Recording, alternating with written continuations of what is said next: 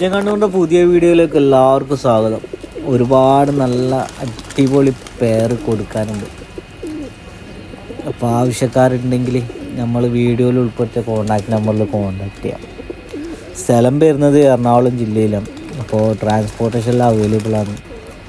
അപ്പോൾ ചോദിക്കുന്ന rate 1500 റുപ്പിയിലാണ് starting. അപ്പോൾ ഓരോ പെയറിനും ഓരോ ചെറിയ ചെറിയ അഡ്ജസ്റ്റ് അങ്ങോട്ടും ഇങ്ങോട്ടും റേറ്റ് വ്യത്യാസമുണ്ടാവും.